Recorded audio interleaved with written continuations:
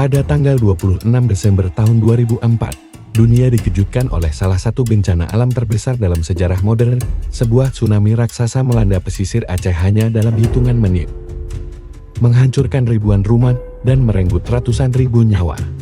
Di video kali ini, kita akan mengenang peristiwa dahsyat itu, mulai dari awal gempa hingga proses pemulihan yang penuh perjuangan. Inilah kisah lengkap tsunami Aceh tahun 2004, tragedi yang selamanya akan tercatat dalam ingatan umat manusia.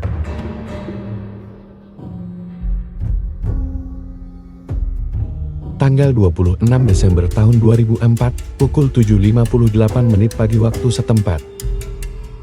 Terjadi gempa bumi berkekuatan 9,1 hingga 9,3 magnitudo di dasar Laut Samudera Hindia, sekitar 160 km sebelah barat Aceh. Gempa besar ini terjadi akibat pergeseran lempeng tektonik India yang menyusup di bawah lempeng Burma.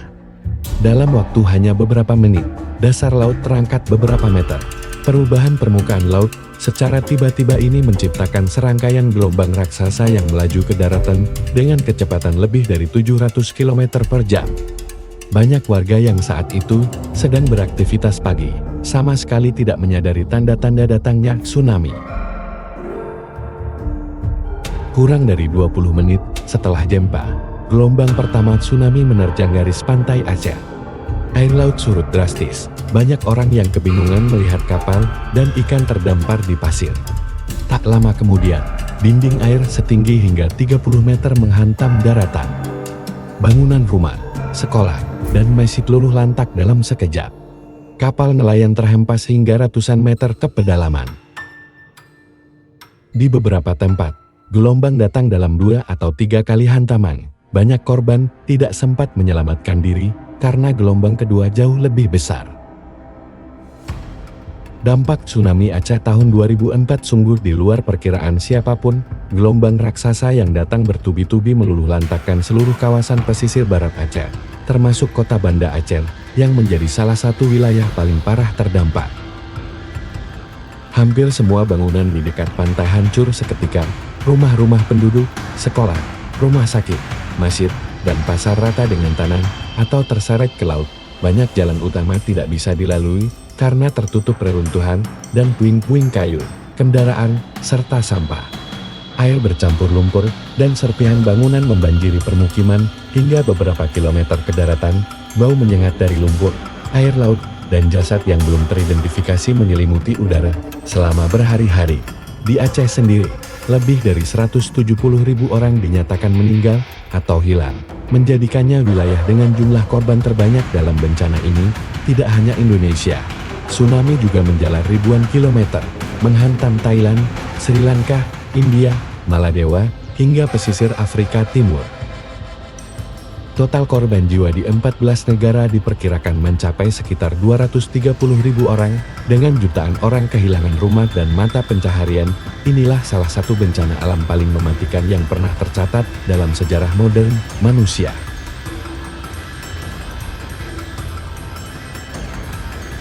Setelah tsunami terjadi, kabar mengenai besarnya kehancuran di Aceh tersebar ke seluruh dunia. Gambar-gambar desa yang rata dengan tanah dan ribuan korban yang tergeletak membuat banyak negara terpanggil untuk membantu. Dalam hitungan hari, bantuan kemanusiaan mulai berdatangan. Pesawat militer, kapal logistik, dan tim penyelamat tiba di Banda Aceh membawa pasokan makanan, air bersih, obat-obatan, dan peralatan medis. Bandara Sultan Iskandar Muda yang selamat dari kerusakan parah menjadi pusat aktivitas distribusi bantuan internasional. Namun, tantangan logistik sangat besar. Banyak desa yang terisolasi, jalanan rusak total, komunikasi terputus, dan listrik padam. Proses pencarian korban memakan waktu berminggu-minggu. Sementara ribuan jenazah harus segera dimakamkan demi mencegah wabah penyakit.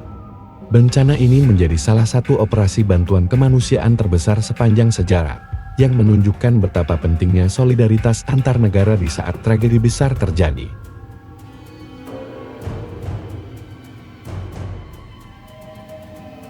Selain kehilangan jiwa yang begitu besar, tsunami meninggalkan luka mendalam bagi masyarakat Aceh.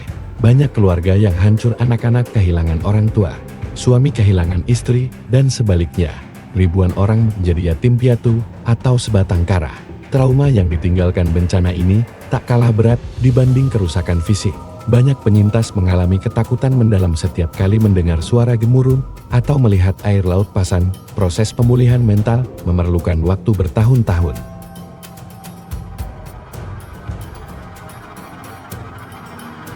Dari sisi ekonomi, tsunami melumpuhkan hampir seluruh sektor kehidupan. Sawah dan tambak yang menjadi sumber penghidupan warga rusak berat. Pelabuhan rusak, toko-toko lenyap, dan peralatan kerja hanyut. Infrastruktur dasar seperti air bersih, listrik, dan sekolah harus dibangun ulang dari nol. Namun, di balik semua penderitaan itu, perlahan muncul semangat kebersamaan yang luar biasa. Pemerintah Indonesia bersama masyarakat internasional memulai upaya rehabilitasi dan rekonstruksi aset. Ribuan rumah permanen dibangun untuk pengungsi, fasilitas kesehatan diperbaiki, dan berbagai program pendampingan psikologis dijalankan. Pemulihan Aceh menjadi simbol kebangkitan dari kehancuran. Dari tanah yang dulu porak-poranda, kini tumbuh kembali harapan dan kehidupan yang baru.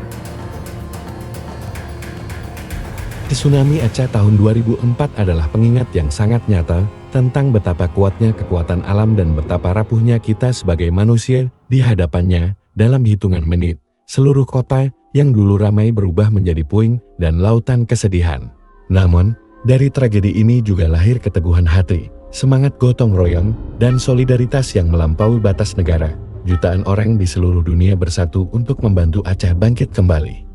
Kisah ini mengajarkan kita pentingnya kesiapsiagaan menghadapi bencana, pentingnya sistem peringatan dini, dan yang tak kalah penting kesadaran untuk selalu menghargai hidup yang kita miliki hari ini. Semoga peristiwa ini menjadi pelajaran berharga bagi kita semua dan menguatkan empati terhadap sesama yang sedang dilanda musibah. Terima kasih sudah menyaksikan video ini sampai akhir. Jika kalian ingin tahu lebih banyak cerita sejarah, fakta dunia, dan peristiwa alam, terima kasih sudah menyaksikan video ini sampai akhir. Jika kalian ingin tahu lebih banyak cerita sejarah, fakta dunia, dan peristiwa alam, jangan lupa tekan tombol like, subscribe, dan aktifkan lonceng notifikasi supaya tidak ketinggalan video terbaru dari channel kami. Sampai jumpa di video berikutnya, tetap waspada, saling peduli, dan semoga kita semua selalu dalam lindungan Tuhan.